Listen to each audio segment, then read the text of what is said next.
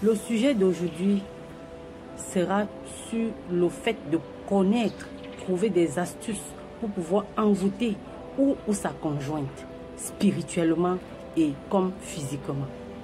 Bienvenue une fois de plus sur ma chaîne pour cette nouvelle vidéo.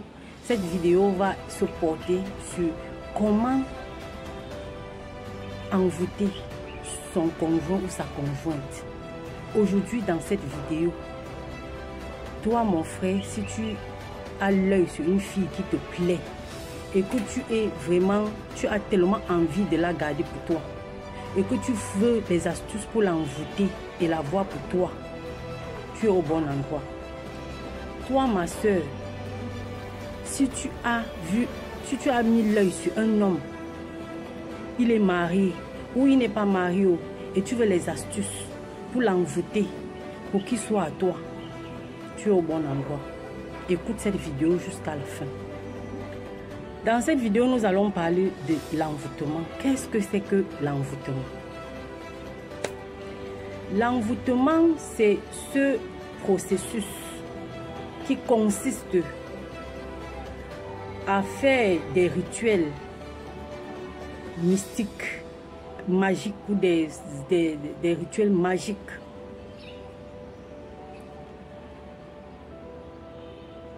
pour déposséder une personne. Je dis bien pour déposséder une personne de son libre arbitre. Oui, tu as vu cet homme, ma soeur, qui te plaît. C'est ton coup de cœur. C'est le genre d'homme que tu as toujours aimé, fantasmé sur. Et maintenant, malgré tous les signes, les SOS que tu fais, il n'a pas ton temps, il ne te gère pas. Aujourd'hui, tu as décidé d'utiliser l'envoûtement. Tu passes chez un sorcier, il t'a demandé d'amener les cheveux de l'homme, il t'a demandé d'amener ses urines, il t'a demandé d'amener son sperme, il t'a demandé de venir avec sa photo ou un de ses vêtements. En tout cas, quelque chose qui puisse être un point de contact avec l'homme en question. Toi, ma soeur, tu es prête à tout. Tu veux même déposséder cet homme de son âme. Tu veux le déposséder de son libre arbitre, qui est le bien le plus cher et le plus précieux de toute âme. Est-ce que tu connais ce qu'on appelle le libre arbitre? Même Satan, même Lucifer respecte le libre arbitre. Cette loi du libre arbitre. Aujourd'hui, je vais t'expliquer les conséquences, ce qui va t'arriver, les conséquences spirituelles de ce qui va t'arriver lorsque tu vas briser ce code naturel et amener quelqu'un à opérer contre sa propre volonté. Lorsque tu prends la photo, tu prends les cheveux, tu prends les vêtements, tu pars pratiquer de la magie noire sur l'enfant d'autrui. Tu es en train de le déposséder de son âme. Tu es en train de le déposséder de son libre arbitre.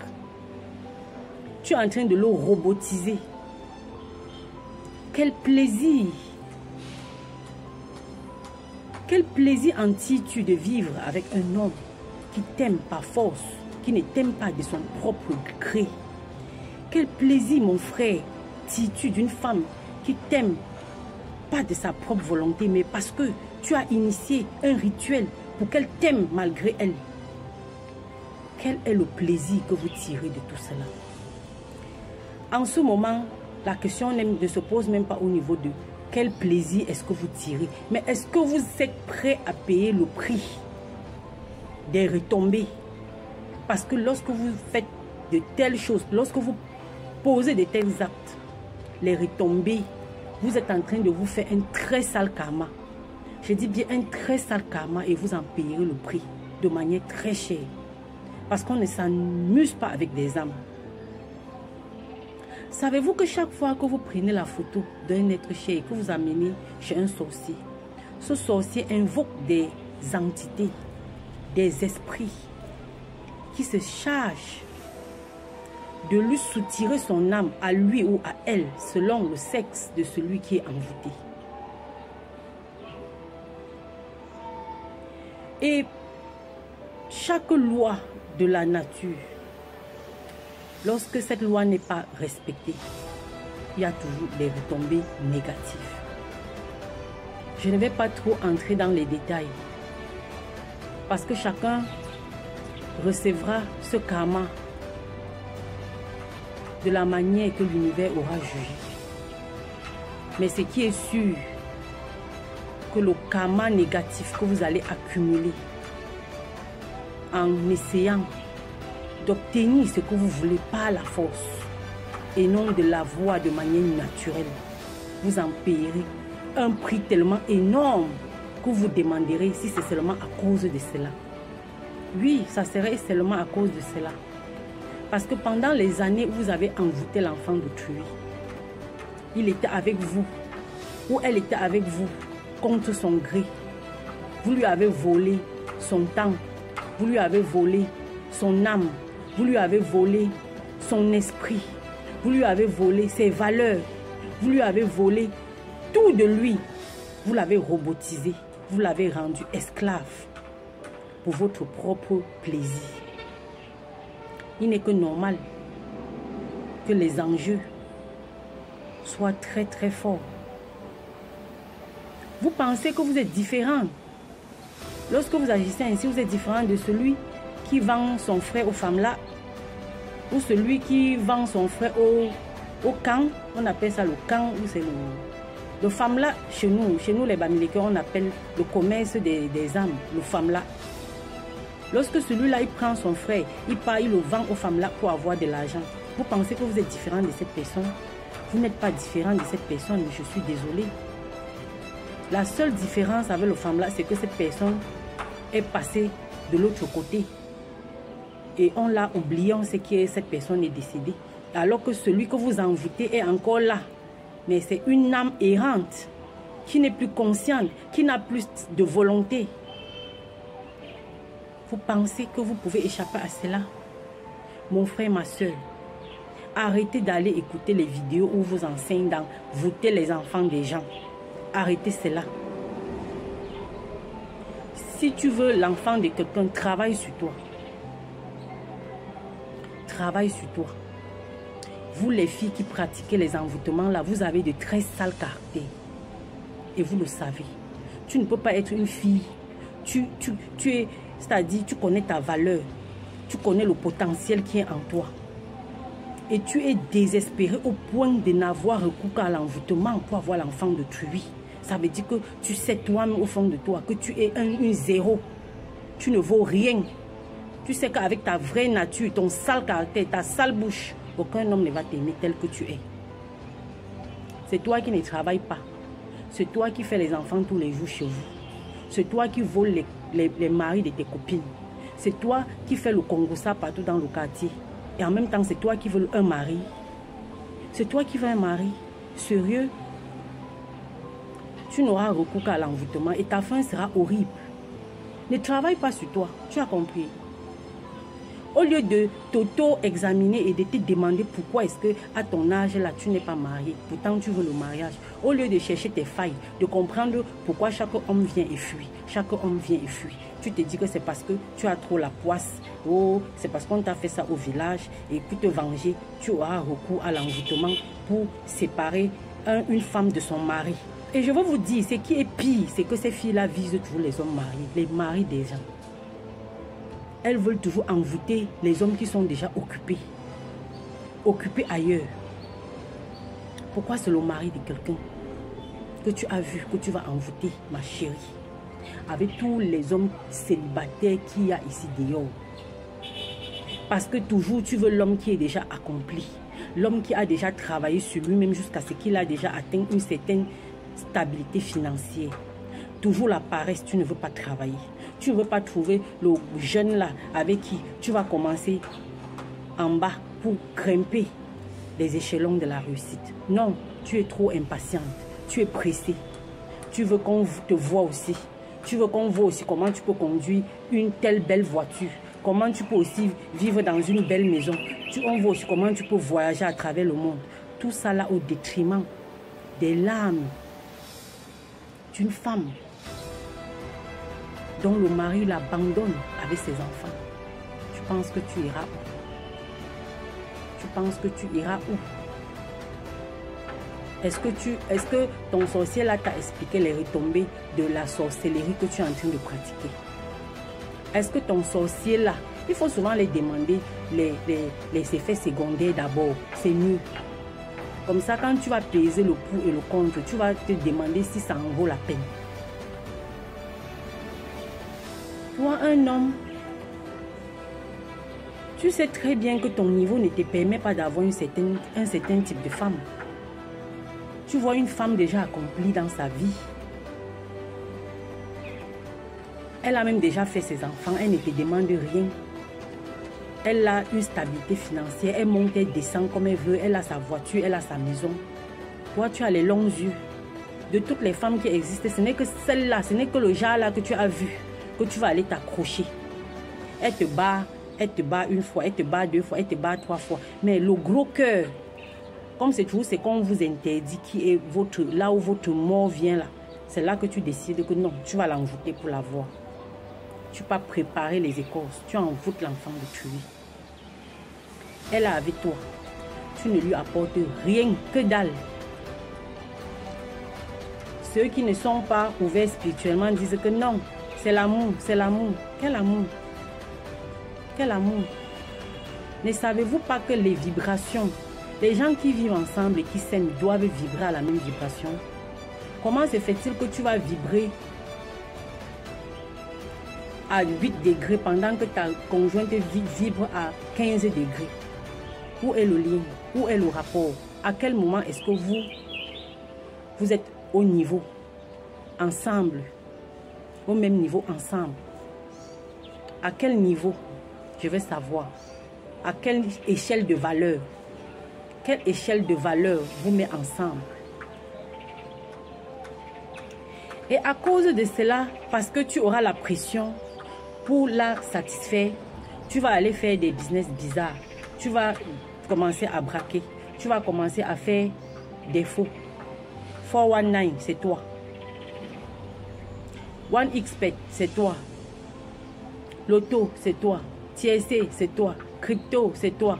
Tout ce qui a des risques, des hauts risques. En fait, je ne suis pas en train de condamner certains de ça. Mais je suis en train de dire, lorsque vous le faites pour des mauvaises raisons, la plupart du temps, ça n'aboutit pas comme vous le voulez. Il faut faire ce que vous voulez faire avec des raisons qui sont valables. Voilà. Tu te mets la pression, tu te mets une pression inutile et cela crée en toi des complexes. Tu es frustré tout le temps quand tu n'arrives pas à arriver au niveau où tu voudrais être en fait.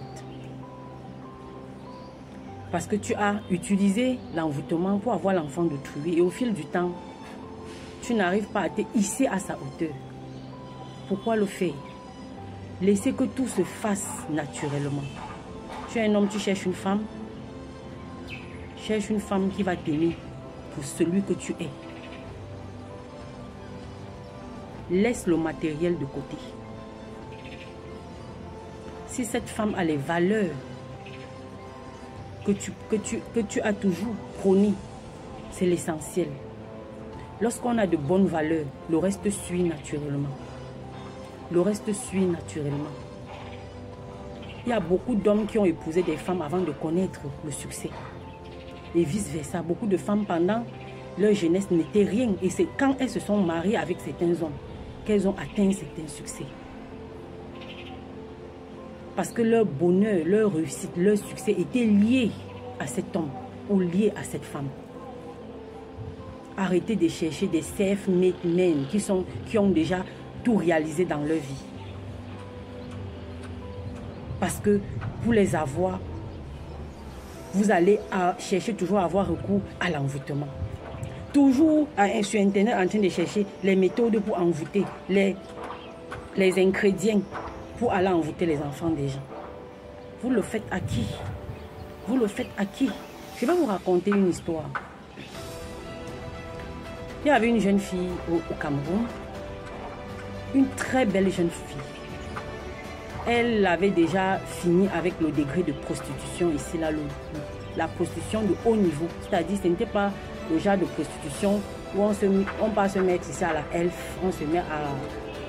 Il y a quelques quartiers là, encore ici, là. Voilà. Ce n'était pas le genre de niveau là, où on se met partout pour juste vendre son corps, n'importe comment. Non. C'était le niveau maintenant où on visait les hauts cadres, où on visait un certain niveau de personnes. Et ce que vous ne comprenez pas, la nature ne donne rien pour rien. C'est-à-dire ce que vous voulez de la nature, mettez-vous c'est-à-dire en situation de payer le prix pour ce que vous voulez obtenir. On n'obtient pas ce qu'on veut gratuitement. Dans la nature, rien n'est gratuit. Cette fille, sans être prête, sans être préparée spirituellement, parce que comme toi, tu te prépares spirituellement pour aller voler le mari d'autrui, sache que sa femme aussi à la maison, tu ne connais pas sa femme. Tu ne connais pas son niveau spirituel. Tu ne connais pas aussi ce qu'elle connaît, ce qu'elle fait aussi pour garder son mari. Tu ne connais pas le genre de prière dangereuse que celle-là, quand elle se met sur ses 4 pieds-là.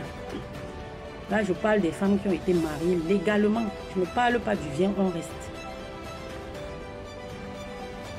Quand tu pars à la guerre, quand tu es un bandit et que tu t'apprêtes à aller braquer chez quelqu'un, tu te prépares, non? Quand tu es un bandit et que tu te prépares à aller chez quelqu'un braquer, tu prends des armes pour te défendre, non? Et des armes pour attaquer au besoin, non? Voilà. Parce que tu ne vas pas entrer chez quelqu'un pour voler la personne. S'il peut te tuer la personne, si la personne peut te tuer, elle te tue. De toutes les façons, la personne, si c'est une personne rebelle, la personne ne va pas te laisser entrer chez elle et sortir facilement. Elle va essayer de se défendre. Donc toi, le bandit, quand tu pars voler, ça a tes risques et périls. Tu sais que tu peux arriver même dans la maison, là, tu n'en ressors pas. Voilà, c'était exactement ce qui s'est passé avec cette jeune dame. Quand elle s'est apprêtée pour aller en guerre, voler le mari d'autrui, elle n'avait pas assez d'armes. Bon, ou selon elle, elle s'est dit qu'elle était bien armée. Elle a fini avec le Cameroun, elle a décidé d'aller s'installer au Sénégal. Parce que là-bas, elle voulait cibler encore des personnes encore plus puissantes.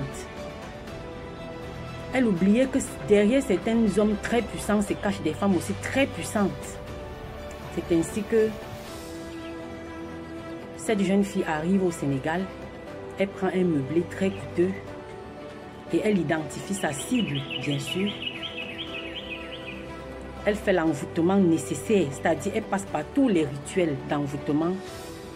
Et effectivement, elle réussit son envoûtement et elle met l'homme de Trouy dans la boîte.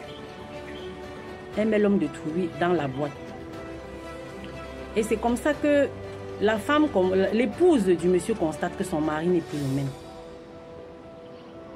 Peut-être son mari rentrait chaque soir et disait « Chérie, mon essentiel, ma beauté », lui faisait des bisous, des câlins. Quand ils sont couchés sur le lit, sa main qui s'est baladée tout le temps sur elle. L'homme est subitement devenu distant. Il n'avait plus son temps. Qu'elle monte, elle descend, ce n'est plus son problème. Qu'elle prépare ou qu'elle ne prépare pas, il n'a pas faim de sa nourriture. La femme a constaté que son mari n'était plus celui qu'elle a l'habitude de connaître. Naturellement, ça l'a inquiétée. Elle a commencé à se poser des questions et à scruter son mari pour en connaître les raisons. C'est ainsi qu'en scrutant son téléphone, elle est tombée sur les conversations avec la jeune Camerounaise et elle a compris que c'était déjà arrivé à un niveau où il fallait qu'elle frappe la main sur la table. Oui.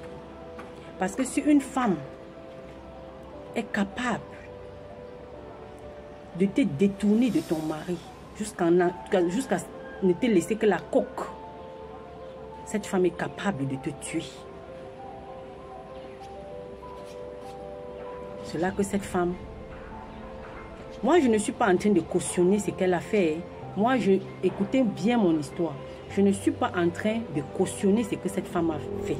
Je suis juste en train de vous dire que lorsque vous allez en guerre, préparez-vous parce que vous ne savez pas, vous ne connaissez pas le type d'adversaire que vous allez rencontrer. Voilà donc l'adversaire que la jeune fille a rencontré. La femme était compliquée, c'était une femme compliquée. Et lorsqu'elle s'est rendue compte que son mari avait été envoûté, elle ne lui a rien dit. Elle est partie juste derrière, aller voir aussi sa part de grands sorciers. Ok, comme à la guerre, on va se la faire dur. Elle n'a pas le temps pour prier, génie, se mettre à genoux. Non, pour elle là c'est dents. On dit souvent quoi? Dents contre dents, œil contre œil. La loi de Moïse. Voilà. Son sorcier lui a demandé que madame, qu'est-ce que vous voulez? Elle a dit, lance-lui une maladie incurable. Je vais en finir avec elle. Celle-là, zéro pitié. Zéro pitié. Et c'est ce que le sorcier a fait. Et laissez-moi vous dire, dans des conséquences spirituelles de ce genre, la jeune fille qui a envoûté le mari a violé la nature. Et lorsque tu violes la nature, il n'y a rien qui peut te protéger contre les conséquences karmiques. Je dis, il n'y a rien qui va te protéger contre les conséquences karmiques. Voilà. Donc, quand la dame a dit à son sorcier de lui lancer uniquement une maladie qui va la tuer, cela a été fait avec effet immédiat. Elle n'est pas morte brusquement. Elle a commencé la maladie étant au Sénégal. Et quand elle a fait cela, le sorcier a rompu le sort, le fétiche, l'envoûtement qu'elle avait fait au mari de tuer. L'homme est revenu à lui et il s'est réconcilié avec sa femme. Il s'est réconcilié avec sa femme, bien sûr. Parce qu'il a compris que ce n'était pas de son propre gré qu'il était là-bas, qu'il avait abandonné sa famille. Et sa femme aussi l'avait compris. Donc la perdante maintenant, c'était qui? L'envoûteuse. L'envoûteuse. Elle a été abandonnée à son sort. Quand elle a commencé la maladie, elle a dit au monsieur qu'elle rentre au Cameroun se soigner. Le monsieur savait déjà ce qui s'est passé. Il n'a rien dit. Il est lui resté tranquille. Elle est rentrée au Cameroun. Elle a marché partout, partout, partout, partout. Chez tous les sorciers où elle entre, on lui disait qu'il faut que tu as offensé une femme. Tu lui as pris quelque chose et cette femme peut se venger. Voilà la résultante. Voilà pourquoi tu souffres. Tu dois rentrer, demander pardon à cette femme. Ce n'est que quand tu auras son pardon qu'on pourra te soigner. Il n'y a aucun remède. Il n'y a aucun remède qu'on puisse faire pour t'aider là où tu es là. Elle a douté la première fois chez le premier sorcier. Elle est allée chez le deuxième sorcier. Le deuxième sorcier a dit la même chose. Elle est allée chez le troisième sorcier. C'est là que, quand elle était dépassée, elle a appelé sa maman. Elle a expliqué la situation à sa maman parce qu'elle ne faisait que dépérir. Et l'argent qu'elle avait mis de côté était en train de finir. Elle a appelé sa maman au secours. Sa maman lui a dit, ma fille, nous allons rentrer au Sénégal. Vu ta situation, il n'y a rien d'autre qu'on puisse faire. Comme c'était une famille qui avait aussi un peu les moyens, ils ont rassemblé les fonds nécessaires pour le voyage au Sénégal. Quand la fille arrive au Sénégal, elle appelle le numéro du monsieur, son numéro ne passe plus. Elle se rappelle là où il lui avait indiqué qu'il vivait avec sa famille. Comme c'était un homme d'affaires, il voyageait partout, partout. Sa mission au Sénégal était finie. Il était rentré, lui, chez lui. Non seulement il avait changé de numéro, mais il était rentré, il avait quitté le Sénégal. La fille est arrivée dans la maison où il lui avait montré. Il n'y avait plus personne. Le deuil de ça. Le deuil de ça. Les regrets de ça. Les pleurs de ça. Malheureusement, elle a beau pleurer. Ils sont rentrés au Cameroun et dès qu'ils sont arrivés au Cameroun, la fille est décédée. Qui a perdu sa vie. À quoi te sert de gagner le monde entier et de perdre ton âme? Ça te sert à quoi? D'utiliser tous ces filoteries, ces envoûtements pour avoir les enfants des gens et ensuite en payer de ta propre vie. Quel plaisir éphémère. Quel plaisir éphémère. Ma soeur, mon frère. Le meilleur envoûtement, c'est l'amour pur. c'est l'amour de Dieu, c'est l'amour divin, c'est l'amour naturel. Laisse que cet homme-là t'aime de manière naturelle, ma soeur. Il n'y a rien de plus beau, il n'y a rien de si satisfaisant de savoir que cet homme-là te regarde comme ça, avec les yeux de l'amour vrai. Qu'il te donne cet argent comme ça du fond du cœur, sans que quelque chose sans que un démon soit en train de le pousser à te donner son argent. Il n'y a rien de plus satisfaisant que d'être aimé de manière naturelle, que cet homme t'aime de son libre arbitre, de son libre arbitre, de sa propre volonté. Il n'y a rien de plus satisfaisant que cela. Je vais vous poser une question. Si Dieu,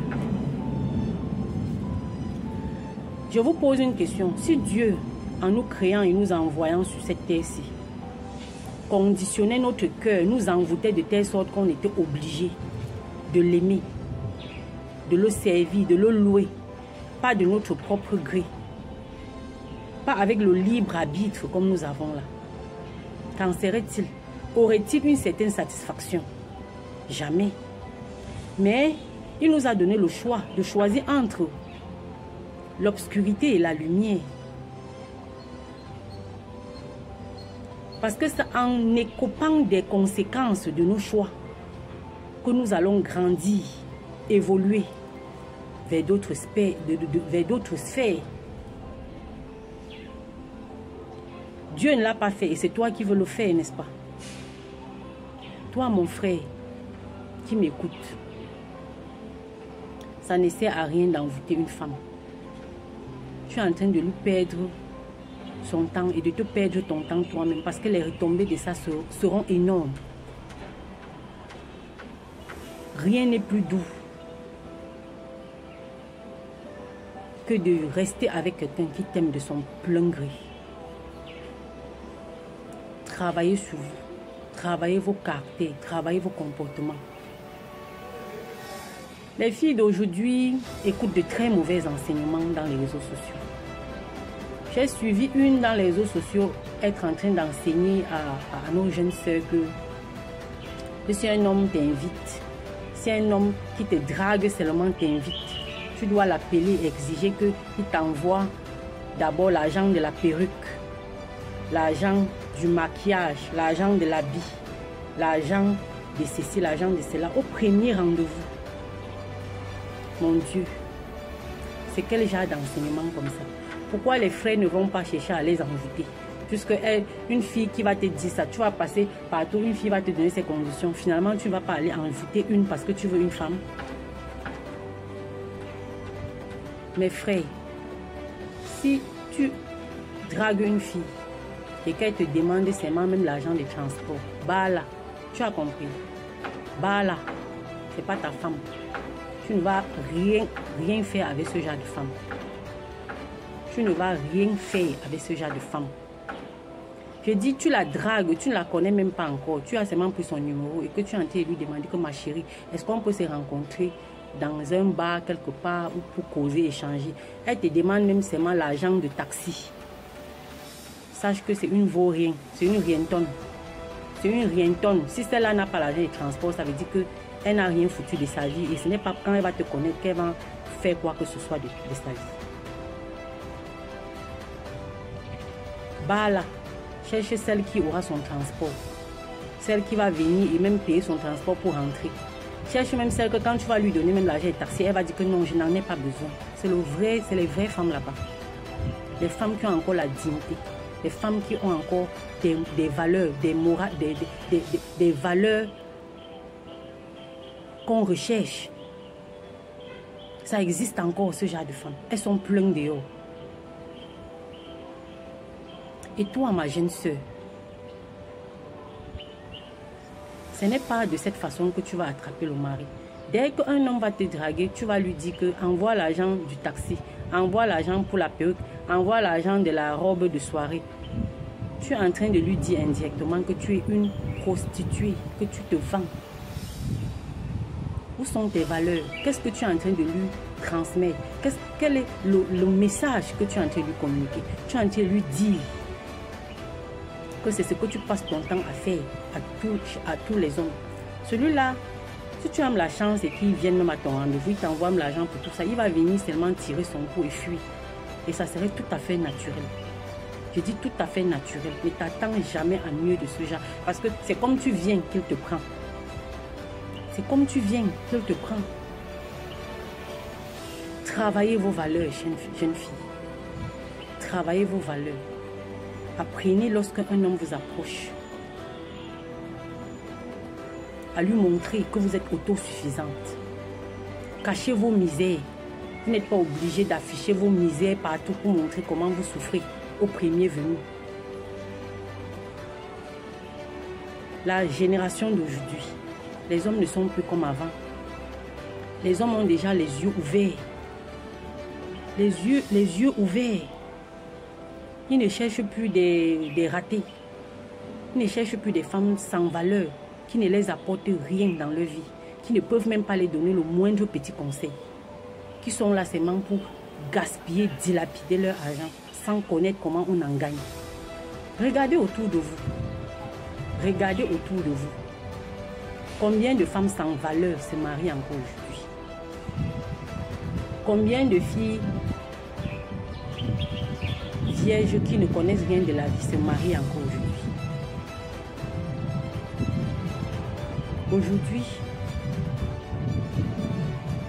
c'est les femmes qui ont acquis certaines valeurs de la vie et qui sont devenues, et que la vie les a rendues matures. Pas forcément des vieilles femmes, pas forcément des vieilles femmes, mais des femmes mûres d'esprit, parce qu'on n'est pas forcément mûr d'âge. Il y a des femmes de 50 ans qui réfléchissent comme des gamines de 20 ans, et il y a des filles de 25 ans qui réfléchissent comme des mamans de 50 ans. L'homme recherche une femme sur qui il pourra s'appuyer aussi demain si ça ne va pas. Il recherche une femme qui pourra aussi lui donner un conseil, qui pourra l'aider. Il recherche une femme qui pourra lui dire, chérie, économisons pour nous construire une maison que de rester en location. Il recherche une femme qui va lui dire, chérie, au lieu que tous les jours tu m'achètes des lasses frontales, laisse-moi aussi me faire belle avec mes cheveux naturels comme ça. Et oui, pas des femmes qui font la concurrence avec leurs copines. Comme elle est là à Dubaï, là demain je pars aussi à Dubaï. Comme elle est là en Europe, demain je pars aussi en Europe. Et pendant ce temps, tu vois le taudis dans lequel elle vit. Aucune direction, aucun plan futur. Des gens qui vivent, qui sont dirigés par le bout de leur nez, qui suivent la masse. Et vous êtes étonnés qu'on vous envoûte. On vous envoûte parce qu'on veut vous utiliser, ensuite vous jeter comme des torchons. Parce que quand on t'a envoûté, on ne te donne plus 5 francs. On sait que si tu posais les conditions que je veux d'abord 100 000, je veux d'abord la lasse frontale, je veux d'abord ceci, tu ne vas plus rien demander et on va t'avoir matin, midi et soir. On va te finir, te fatiguer, t'user, après on va te jeter comme un torchon. Ayez de bonnes valeurs, ma soeur. Quand un homme t'invite à un rendez-vous, prévois ton argent de transport, aller-retour. Arrive même là-bas, achète-toi un jus. Comme ça, même s'il ne vient pas, au moins tu rentres avec ta dignité. C'est quoi ça que je vois?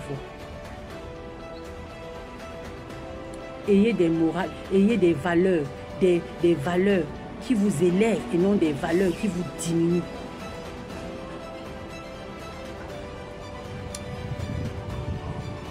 La meilleure façon d'envoûter, c'est d'aimer quelqu'un de manière naturelle. C'est d'être là pour cette personne. C'est de lui montrer que vous n'êtes pas là pour ses poches, mais pour l'être que cette personne est. Est-ce que vous savez que vous pouvez rencontrer un homme qui n'a rien,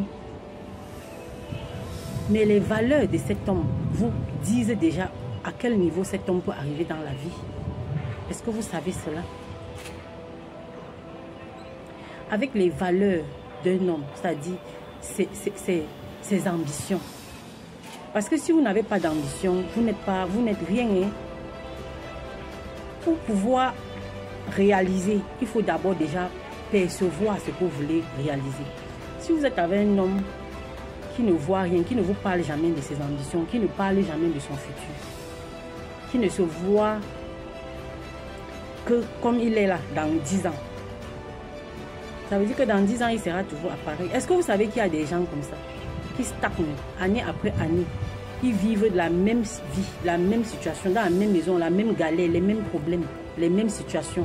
Ils passent leur vie à résoudre le même problème, ça part, ça revient, ça part, ça revient. Ils n'évoluent pas d'un iota. Ils ne bougent pas. La maison qu'ils avaient commencé, ils n'avaient pas carrelé. Après 10 ans, il n'y a pas toujours de carreaux. La maison qu'ils avaient commencé, il n'y avait pas de plafond. Après 10 ans, vous allez aller dans la même maison, la trouver, il n'y a pas de plafond. Vous vous posez les questions. Qu'est-ce que la personne n'a pas de vision. La personne fait quoi avec son argent? Mais vous allez vous asseoir, vous allez étudier, vous allez voir que la personne passe son temps à résoudre les mêmes problèmes qui se répètent. Les mêmes problèmes qui se répètent. Quand vous voyez, et ce n'est pas parce que la personne avait une vision, hein, non. Parce que lorsqu'on a une vision, on prend des dispositifs dans la vie pour évoluer vers son objectif. Mais il y a des gens qui vivent au jour le jour. C'est-à-dire, comme il se réveille là, il trouve ce qu'il va manger. Il a sa bonne bière là. Et puis il a sa femme à côté là. C'est fini. C'est fini. S'il réussit à trouver l'argent de son loyer, s'il y a une maladie, il sait où il faut aller emprunter l'argent et rembourser après. Lui, il vit lui comme ça et il n'a pas eu de problème. Dites-moi, quand tu es une jeune femme, tu tombes sur un homme comme ça, tu t'attends à des miracles après 10 ans. Après 10 ans, tu es étonné qu'il soit toujours au même endroit. Par contre, tu rencontres un homme, il se voit toujours.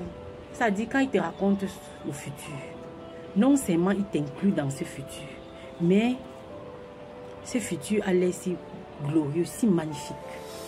Parce que on amène de l'invisible pour le visible. Et c'est avec des paroles. J'ai enseigné ça, il y a une vidéo où j'ai enseigné comment amener de l'invisible pour le visible. Pas des paroles, pas des... c'est-à-dire par nos déclarations. Un homme qui déclare des choses positives dans sa vie, qui raconte tout ce qu'il va faire d'ici 5 ans. Et puis, vous allez voir, tout cela va se réaliser. Parce que s'il accompagne ses paroles par des actes, par des bonnes dispositions, ce qu'il a vu, il le possédera. Voilà le genre d'homme dont vous devriez commencer. Parce que quand on dit aux jeunes filles ici dehors, commencez avec des hommes qui n'ont rien. Certaines viennent raconter comment oh, vous allez aller travailler avec un homme pauvre. Un jour, il va vous abandonner pour aller chercher une autre femme. Quand il aura déjà les moyens, je vous assure, pendant que vous êtes en train de travailler sur lui, vous êtes en train de travailler ensemble, travaillez aussi sur vous. Travaillez aussi sur vous. Comme ça, si demain il vous laisse, vous aurez une valeur ajoutée au-dessus de la valeur que vous aviez lorsqu'il vous avait connu. Les filles qui pleurent, cela, c'est parce que pendant que l'homme est en train d'ajouter de la valeur à sa vie, est en train de grandir, elle reste au même endroit. C'est normal que si demain la relation finit, qu'elle se retrouve perdante. Travaillez vos propres valeurs, travaillez sur vous pendant que lui aussi travaille sur vous. C'est aussi simple que cela. Donc vous avez compris, mes chers amours, n'envoûtez jamais l'enfant d'autrui. Pas de désespoir. Arrêtez d'aller écouter les conseils et les rituels qu'on vous donne sur Facebook et les rituels qu'on vous donne un peu partout pour envoûter les enfants des gens. Les retombées sont très terribles. Le karma de ça. Le karma de ça, vous n'allez jamais échapper à ce karma. On ne s'amuse pas avec les âmes. On ne s'amuse pas avec les âmes. On ne peut pas manier les énergies sans qui. Tu ne peux pas manier le feu sans t'embrûler. L'âme est comme une énergie. C'est pourquoi, quand tu arrives sur terre comme une âme, tu es comme une énergie. Nous sommes venus ici là apprendre à manier les énergies. Tu ne peux pas manipuler les âmes de manière négative et t'en sortir facilement. Jamais. Tu en paieras le prix. Donc si vous avez écouté cette vidéo, vous en avez tiré une leçon, cher élu de Dieu. Likez cette vidéo comme d'habitude. Partagez cette vidéo afin que les envoûteurs et les envoûteuses arrêtent le massacre. Nous sommes à la génération, nous sommes à l'ère du Verseau, la génération des élus. qui connaissent qui ils sont, qui connaissent leurs valeurs et qui marchent guidés par l'esprit et non par la chair.